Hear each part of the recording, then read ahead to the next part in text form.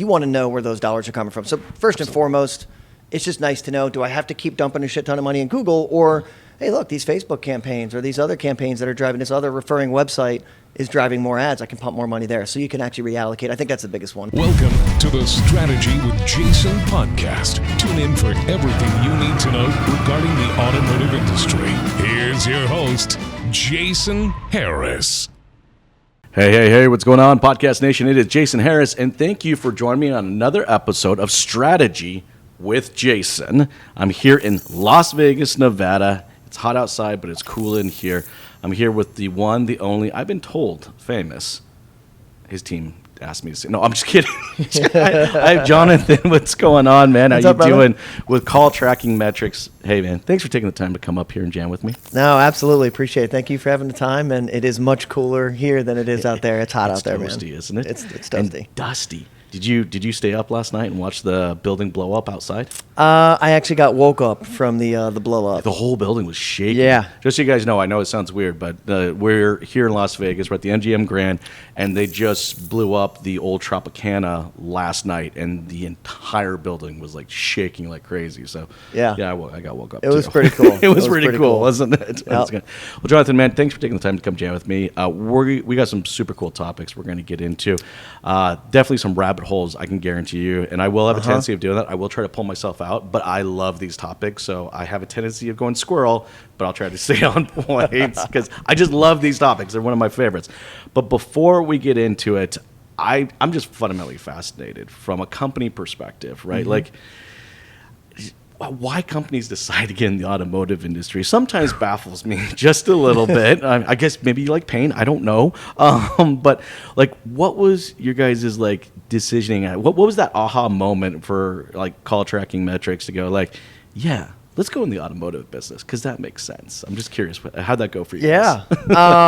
So far, as much as I know from the process, I've been with the company almost 7 years. We've been around about 14, give or take. But I think some of it might have just kind of, it chose us rather than we chose it. Okay, all right. You know, sometimes somebody comes knocking on the door, you answer, and you make a partnership. But yeah, we signed a couple nice clients early on and saw an opening in the space. Great part about our product is, it really provides a good attribution, especially for high dollar, high ticket items or persons or things that you might be selling and servicing. So yeah, I mean, it's a perfect match. I mean, you're selling $40,000 to $100,000 cars. You want to get some ROI where those dollars are coming from. So, but it's a good story. We stumbled onto it and we're doing good with it. So. Well, and the cool thing is you guys have been doing this for a while. Yeah. I mean, like I definitely have a lot of friends that are utilizing your guys' solution. You know, the reporting has just gotten phenomenally better over the years. You know, and you guys, and I think you guys have always kind of stayed on top of the attribution level. I mean, I remember, like maybe I'm dating myself, but when I remember the phone being next to me in my sales office with one of those little stickers that said like, pick me up, I make you money. Do you remember that? That's right. Like, money's on the phone. And I think when I started in the business, that, yeah, 100%. Yeah. I mean, and it's still not that it's not. It's, there are other mediums that have kind of shifted over a bit, but still, I mean, the core, look, you get the tonality, the personal connection. It happens on the phone, and to be able to attribute that's awesome. Okay, so here's what I want to get into in our first little rabbit hole today, and it is the rabbit hole of attribution. Look, there's so many different models. There's so many different ways to approach it. We got talking a little bit before we started recording. There are definitely some companies out there that, I would say have a little bit of snake oil in their models. So let's get into kind of how you guys approach attribution. Yeah, so I think the start of it comes through the technology that we use. We love acronyms in the automotive industry, pretty much in any industry. So DNI, which is dynamic number insertion, but it really starts with a little snippet of JavaScript that we place on the website. And then from there, we do a dynamic flip of the normal number that you see. So then we attributed all these different numbers to all of your different marketing campaigns. So if you're marketing on Google paid ads, you want to track Google organic, Facebook, social, any other, digital dealer sites, things like that. We can attribute when the person then sees a different number, they call it, and the reporting shows where the number's coming from. So in an easy, before we dig the rabbit hole nutshell, that's what the dynamic I love is. how he made it sound like the most easiest thing in the world. Hey, we do a little bit of this and then a little bit of that, and you get flip a switch here. They've spent a little more time building this out. I can guarantee it. It's a bit more right. complicated. But no, I mean, I think, I think for D&I, you guys were probably one of the first companies out there really kind of go down that direction of, and for the folks out there who don't know what we're talking about being able to produce a dynamically specific number to each user that's coming to your website, which is a full-on game changer from an attributions perspective, right? Yep. All right, and when did that start? About, do you remember? Oh man, I don't think I really know the history. We've been been around 14 years. I know our main competitor. I remember you guys were super super early to it for sure. Absolutely. So okay, so I get this dynamic number. Like I'm gonna play customer. So I'm playing customer. I'm on the website. Get your purse ready, man. I'm shopping for car or maybe accessories or possibly service. The number populates up there. I call. What happens next? Yeah, so that's the one of the unique parts about our software. So standard call tracking would be call forwarding to the phone system, right? So we're agnostic to any phone system that you guys are using in your offices or dealerships, et cetera. But the other option is we're also a voice over IP platform, so we could be your phone solution. So you could actually answer the call through our software. We could forward it to your cell phone. You could answer on a mobile app. A lot of cool options from the answerability. But in a nutshell, we're just forwarding the call and passing it to your office. And if you guys have an automated receptionist, hey, thanks for calling John's, Honda, Subaru, and XYZ, press 1 for sales or 2 for service. We can route to those. We can also build those custom IVRs as well in our software. Based on the pages too, right? Yeah. Like not the content itself can decide exactly where that dynamic number is populating and where that's ultimately going to, right? Oh yeah. Which I think from a customer experience perspective, like I gotta be honest with you, and you dealers out there watching, listening, I love y'all, all right? But I gotta be honest with you, I actually sometimes hate calling into your dealership. Like I'm not gonna lie, right? Like. It's sometimes it's like a freaking game of ping pong. Like it can be. Don't get me wrong. A lot of you guys are great. All right, but you know what I mean, right? Oh, yeah. Like it's like I'm on something. I'm seeing something. I'm calling. I'm like, hey, asking. Oh, please hold. Let me transfer over there. And then that person rings. It gets to then I get a voicemail. And I'm like, okay, well then I call back again. And I'm like, okay, well I need this. Okay, no problem. Let me try to transfer it. And you know what I'm talking about. Yeah. Our engineers are actually working on building out an automated AI response messaging as well. So you have that kind of ability where you don't need a person to be answering the call. You can still have, hey, please tell me your reason why you're calling today, and we can do that sort of thing too. So pretty cool. I don't know what the name of the feature yet. I don't want to misquote it. So there you go. Well, but we're working on it. Yeah, hot off the press. It's coming. It's coming. Well, I mean, no. I the advancement in AI just in the last 24 months has been incredibly impressive. So it doesn't necessarily surprise me. You guys were so advanced in the DNIs and getting first to it. Doesn't surprise me at all that you guys are getting into the AI voice space. And again, it's just about creating a better customer experience. That's it. Wouldn't you say? Yeah, I mean that's part of our mantra on our website and kind of our core values is we're trying to connect humans and technology to better the experience for everyone. So the different verticals that we work in, right? We obviously in the automotive space, but we're in healthcare and helping people on that side of things. So there's a lot of different ways where we're trying to do it, and our ownership and our leadership believes that. So, I mean, that's what it's all about, man. We want to make it easier. Everyone hates calling. There's no doubt. I hate saying representative. No, I'm good. Or the parts, please hold. Yeah. Please hold. Exactly. Please hold. Exactly. Well, and I think about this, and if you're watching and listening to this right now, I mean, think about, and this is my marketing brain kicking in, right? Like how much time do I spend in putting together like a beautiful landing page with great offers? I make the landing page, maybe multiple landing pages specific to the audiences, so I can communicate to different audiences about think about like a truck, right? I mean, think about like 9 different types of people that are buying a truck. You got everybody from commercial needs to full-on families. I mean, heck, some trucks right now get better fuel economy than minivans do. Yeah. You think that? Trucks are like the new minivan. I right? love, dude. The inside. I have a Dodge Ram. The inside of it, dude, is epic. I love it, man. Right? I mean, so big. it's like, and you get the DVDs in the back now for the kids, dude. It's wild. It is. It's like the kind of the new family car, right? Yep. But I mean, think about this is my marketing brain. Like I said, I spent all this time. I'm building out like all these different landing pages, right? And it's all this different content, and like you're like, oh yeah, hey hon, check this out. Wouldn't this be like a great family car? And then you call in, and like you just get ping ponged around. Like, I mean, like, it just as a marketer, I cry. I'm like, Yeah. I spent so much time building this very specific audience marketing. Like, I built my beautiful landing page. I built all my ads to be very unique and creatively specific to the audience I'm trying to target. And then they made a call. Yeah. They make a call. Well, I'll tell you, that's the one benefit of being a salesperson in my life is when I call in, I'm already in that salesperson mindset. So for me, I can pre-navigate where I need to go. I can steer that combo. So that tip for you, maybe when you're calling in, steer the combo as a salesperson. You'll get to the right spot. You'll get someone hungry. And I think that's actually kind of the cool part about what you guys are able to do. Yeah. It's like I can pick a specific person, right? Yep. Like if I'm running, like if I got a commercial vehicle guy and I got commercial vehicle landing pages and I'm running a commercial vehicle stuff, like honestly, I don't think you need to go through 3 or 4 people to ultimately get to me. Like I can set up the dynamic, I can set up the routing. Yep. It'll go directly to my commercial manager and talk about from like a B2B experience that is like, hey, Yeah. I'm looking at a landing page. I just read an ad.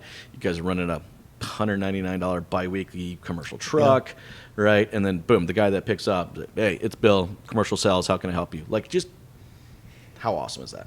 So that's a great rabbit hole you talk about, right? Because as a marketing perspective, so I'm going to dance around this terminology. I'm not a marketer. I had to learn this 7 years ago.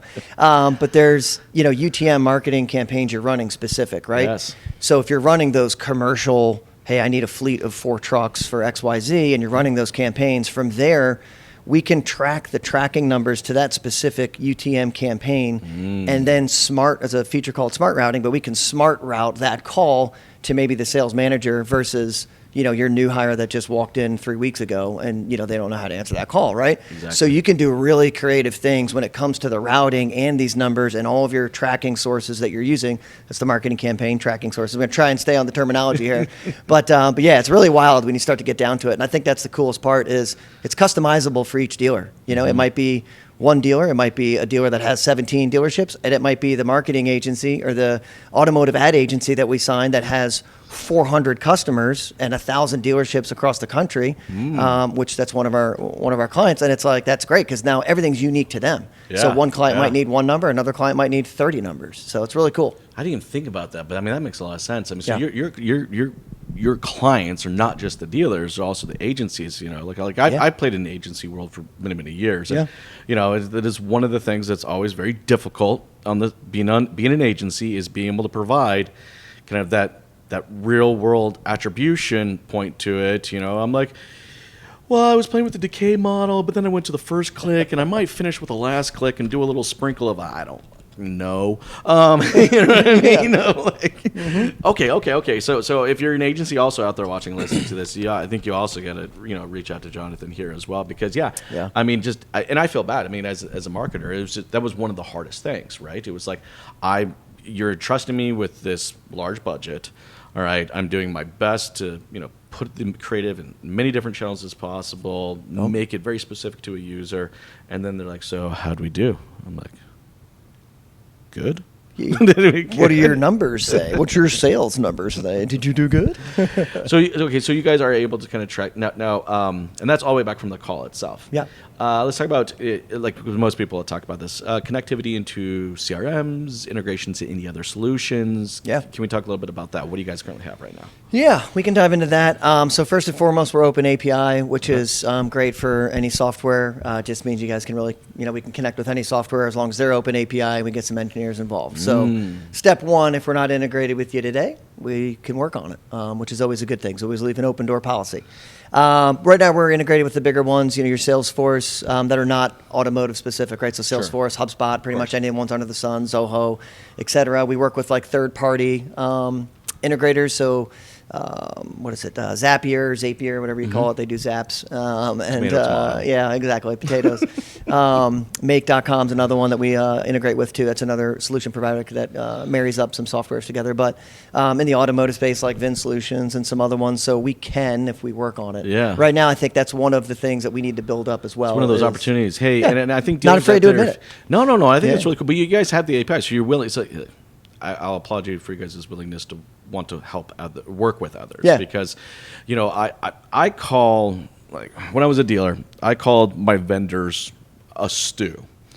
right? I had a dash of this, a sprinkle of that, a chunk of this, and really, I mean, I put all these collective things from my website to my marketing agency to my phone system to like I put all this stuff together, and it is supposed to taste good to the consumer, to my customer at the end of the day, right? And I got to be honest, I had to walk away from some pretty decent products because their unwillingness to actually want to melt into my stew and actually work together. I also think I got a lot of vendor friends out there. If your vendors, if your friends out there, you guys are listening, I think you definitely also need to talk to Jonathan here because, as my mind's kind of going, like how awesome is it for me to be able to get that API that the customer had called, all right, pull that information, cross-reference that into a CRM, be able to send them anything from an email to a mailer to a text message, right? And then again, just kind of move them through, the multiple channels. But then also, I guess, because the cool thing with your DNI, you're able to see the multiple calls. And kind of block them into each other. Okay, that's sorry. My mind, I know, guys. I apologize. My mind's already like going into this. I think there's just so many cool opportunities in there. But and I want to get into kind of our next topic because the cool thing is you guys just don't stop there. That's not all. No, but wait, there's more. You guys are doing some AI like sentiment, some scoring, and I still think that's some relatively new stuff. Like that's some new tech, and I think there's a fair amount of people out there maybe watching, listening that don't know necessarily what we're talking about. So let's go down that rabbit hole. How you guys have kind of approached, let's call it, I guess, call analysis. All right. Call summary, call analysis. So this is cool too because it marries very well with the integration and passing data into CRMs, right? Because you can also pass this data that we're going to talk about too. So exactly. So I think it was, I don't know, 2023, maybe springtime, late winter is when we started developing our AI features. We worked with OpenAI and ChatGPT, so we have a BAA with them to make sure data is secure and safe, et cetera. But that's our tool, that's our engine, right? That's powering our AI with the automation that we provide in our software, right? And everything we built around it. So we use that to do all the detection and cool stuff. So call recording's free. That's included in the services. So you can get basic call record and you can listen to the calls. That's great. Sure. But I literally had a guy ask me yesterday, he's like, I need something to listen to my calls and blah, blah, blah. And I was like, cool, you're just teeing me up, brother. I appreciate this very much. I was like, well, why stop there when you can just do the call recording? But there's more. It's like, no. So we can, you can basically set up, our workflow automation is a feature called triggers. So you can basically just trigger these cool workflows. And then that works with our Ask AI feature, same functionality. But you're basically saying, cool, detect this, take this phone recording. You're talking to ChatGPT in our software and saying, great, on this call recording, were there any key buying indicators like purchase car or what was the make and model? So you can ask it basically a bunch of questions. It's looking for some keywords, it's looking for some key data. Exactly. And extracting it from the actual conversation itself. Yes. Badass. Right, so you're going to ask all that questions, you're going to get data, and then you can pull in and see reporting on that data and that criteria. But the cool part is taking it to the scoring side of it, and based on answering certain number of questions in a certain way, rate this call from 1 to 5 stars. I love it. And you can tag it with the make and model, right? So if you're, I know Chrysler, my family have been Jeep people for centuries. Don't try and oversell us. It is. Right, so Jeep, Dodge, Ram, Chrysler, right? They're all the same. There's all these different makes and models. So maybe it's Wrangler, maybe it's a truck, but you can have that tagged as what based on the analysis of the phone call. So from there, you could just start going, you can just build it's just endless possibilities, right? That's what AI is. I could actually create a webhook to be able to pull that data and actually upload it into my CRM as a new opportunity. Webhooks, go ahead. All right, you know what you're doing. Yeah, I know enough almost about everything to be dangerous at it. Right? But no, I mean, I'm thinking out there, like for dealers out there watching, listening, just to kind of like what we're kind of explaining here. I'm very confident that all of your salespeople track their calls in the CRM, right? Sorry, come on. I'm a manager too. It's pretty good. No, okay. But this gets serious here because this part actually does piss me off a little bit, and it was something I struggled for many years as a GM and as a manager and as an owner. All right, because I think of just the amount of money I invest into the branding of my dealership, into the marketing of my dealership, to get people to engage and take action and call into it. And the only effing thing I ask my team is to track it in the damn CRM. All right. I mean, I only spent hundreds of thousands and not millions of dollars worth of buildings and all this other stuff. For the love of God, Just show me it's there. just show me it's all right, there. I'm gonna slum. Take a breath. Sip of water. I know there's water to your right. But no, man, you know where I'm going I do, here. I Like do, how insanely. I mean, look, I put myself through a lot of pain as a general manager, right? Because I'd get up and first thing in the morning, I'd grab my coffee, and I'd grab my coffee, and what would I do? I'd go listen to like 10 phone recordings. Wow. Right? I put myself through the most painful part of my day in the morning. Yeah, right? get it like, over with. That's I true. could have finished it at night, but anyways, I kind of got it out of the way, right? I like that. But see, I could only listen to 10. I mean, I had to run a dealership. I couldn't just like sit there and listen to them. What you guys have done as far as like the sentiment analysis and be able to track keywords, but also pull key data. Yeah. I mean, dude, that's like a whole nother level. I mean, so I don't have to listen to just a random 10. No. All right. I can be notified of specific ones and listen to those. And I mean, the training and development opportunities here are freaking huge. Yeah. Look, here's what I want. My question You're for you. selling for this. Is I know. This guy's good. I like this. Well, because I like it. All right, let me ask you this, because you've seen a lot of dealers utilize this. All right, what has been some of the best practices? I'm just like curious. Like you've seen, like what's the deal that they're like, hey, dude, they own this and they did this really cool thing with it, and it's like just been a game changer for them. What do you have an example, maybe? AI specific. Anything from the sentiment side? Yeah. Like because the data is only as good as how well we use it. That's right. That's right. Like you can present me the data all day long, but if I don't actually use that into some type of process at my dealership, it's kind of useless, right? I mean, real quick on the attribution one, just to touch on that, and I'll get right back into the AI portion of it and the sentiment analysis. But we're all paying Google a shit ton of money. It just is what it is. No one wants to do it, but we have to do it.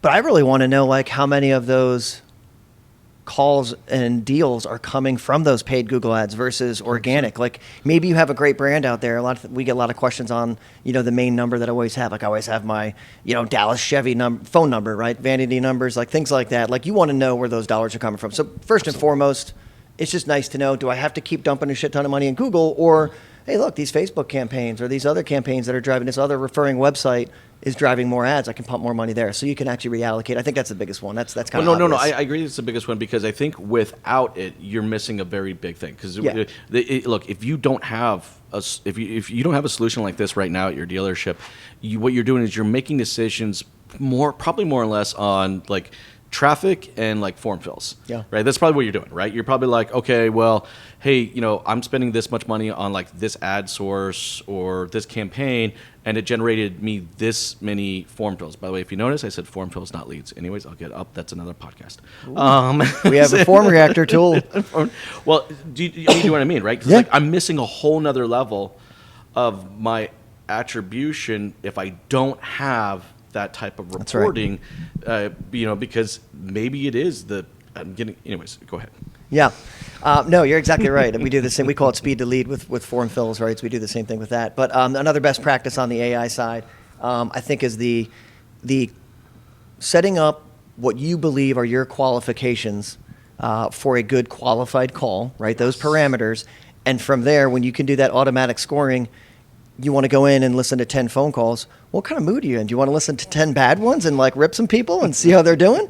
Or do you want to listen to the 10 good ones and see what's in the pipeline, right? Because there's two different folds that you're looking at. So I think it allows you to then quickly categorize phone calls without having to hope your reps went back and scored those calls, and depending on if Salesforce is updated. Well, it takes all the manual work exactly. out of it, so my team That's can right. actually do what I paid them to do in the first place. Right. And as a manager, like myself, like I run a sales team and partnerships team at CTM. So same thing. Like I want to be able to go in. So we also, use what we sell, and I want to be able to go in and quickly see, okay, who's had a good call, who has a bad call, and I could just read the analysis versus listening to a 14-minute phone call. And the training development opportunities is freaking huge, right?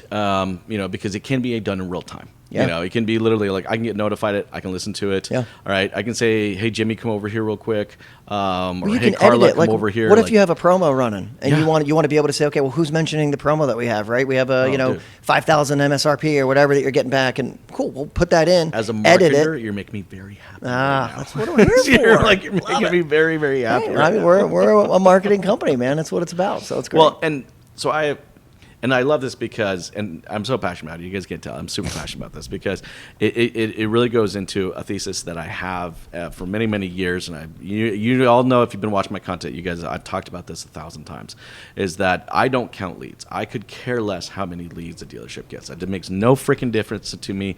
Well, we're up 100. I do not care at all. I think they're vanity metrics completely. The number I want to know is I want to know how many conversations you're actively in right now, and what is the quality of those conversations, right? That, like if you think about it, like I hire my people, you hire your salespeople because their gift of gab and their ability to connect and professionally sell something to somebody, right? Like I didn't hire them to reply to emails all day long and send text messages out all day long. So like my key is not how many leads, it's how many the conversations, the quality of the conversations. You guys are able to provide that for, even because you manage a team, how has that, funnily just impacted just your ability to manage? That's my next question. How has that been? It's been a life-changing analysis and perspective, to be quite honest, right? So, even just last year, we had a couple of my account executives went on to different positions in the company, and I had 2 new hires at once, right? So during that time frame, we're hopping on calls side by side, right? So we're still in the trenches, we're selling, and it's our product, right? A little bit different, but once they go through that ramp period, right? That 6-month kind of period of, okay, cool, now you're off on your own, you can do these. Now I can go back and easily spot check some of their demos, some of their phone calls, and it just makes it that much easier to be able to go in and do that versus having to really, sit on every call and listen to every call and the whole length of the call and hoping to click to the fast forward right moments, right? So it's a really invaluable coaching perspective, and then you can give those quick little nuggets right back to your staff, and it's powerful stuff, man. It's really cool. No, I think there's so many use cases and business cases. It's ridiculous. When I had my dealership, I had a competing dealership relatively close to me. Closer than I think the OEM should have ever allowed it to happen. But anyways, I just thinking back to myself, like if I had, I had this set up at my dealership, if I could get a keyword report anytime inside a call that other dealership was mentioned, holy crap, I would love to fast forward and listen to just those phone calls, just to be a fly on the wall and goes, well, why did they get mentioned? I just want to know why they got mentioned. And I'm more than likely it was probably because somebody's comparing something, because it was just, we were less than a 15-minute drive from each other. I absolutely hated it, but like there's just the truth of it, right? And just like how awesome would it be to be able to kind of put that in to the side there, but then also be able to cross-reference that on the successes that we had against those individos. Oh, man. Anyways. It's wild stuff, man. It is. It really is. It's one of the rabbit holes of the theme today, apparently, because you can go on big rabbit holes with that. Dude, I don't know if you guys can tell. Like Jonathan, I'm a huge fan. I really am, right? And if you're out there watching, listening right now, if you're not using a solution like this, all right, you are seriously just, you're playing with one hand tied behind your back. In all reality, in today's efforts, everyone's talking about how leads are down. All right, depending on where you are and the product you're selling, things are soft. Interest rates are high. All right, time on phone conversation is almost 3 times what it was before, and I sure in the hell want to know what they're talking about. And what an amazing tool to do that. I know we're running out towards the tail of the time, but I'm just curious, kind of any final thoughts before we kind of let everybody go? Final thoughts, man. I could keep going, right? No, I think it's just nice that you can have. Listen, we're in the software industry, right? Tech stacks are all over the place. I think one of the benefits of our tech stack is it can combine multiple tech stacks into one. So in the effort of economics that we're in right now, right, I think this is a really valuable tool that can provide a ton of information and potentially replace some other tech stacks they might be using and just limit it to one, which would be nice. And then the other side of it is, it's also a software that gives ROI. So those in management and marketing, and when you got to report to your C-suite folks and the owners, you can at least have that attribution. Say, hey, listen, this software pays for itself, right? We might pay, $500 or $1,000 or $5,000 a month for this software. But if you're flipping 10 more cars and 10 more units a month, it's not really rocket science. It pays for itself. So I think those are the things you think about, and it's great. We're open for it. Come hit us up, man. We're happy to do a demo. Like I said, I love the way that Booth you guys 220. are able to I love the way you guys are able to collect the data, but also make that data available and make it actionable, not just to the dealer, but also some of the other dealer vendors partners. Yeah. And dude, I that puts you in another. For me, it puts you in another classification, Yeah. right? Because you're like that. You can't be more dealer centric, all right? If you're willing to say, look, hey, I got this data. Yep. Do any of you other vendor partners need it? I'll give it to you. Yeah. And just, I think that it's so impactful to be able to really kind of partner up with a dealership that way. Hey, but, one sorry. more No, go thought. ahead. One Go. more thought. Absolutely. Anyone out there in that knows maybe someone on some of these VIN and other automotive CRM. Yep. So I couldn't think of them off the top of my head. Hit us up.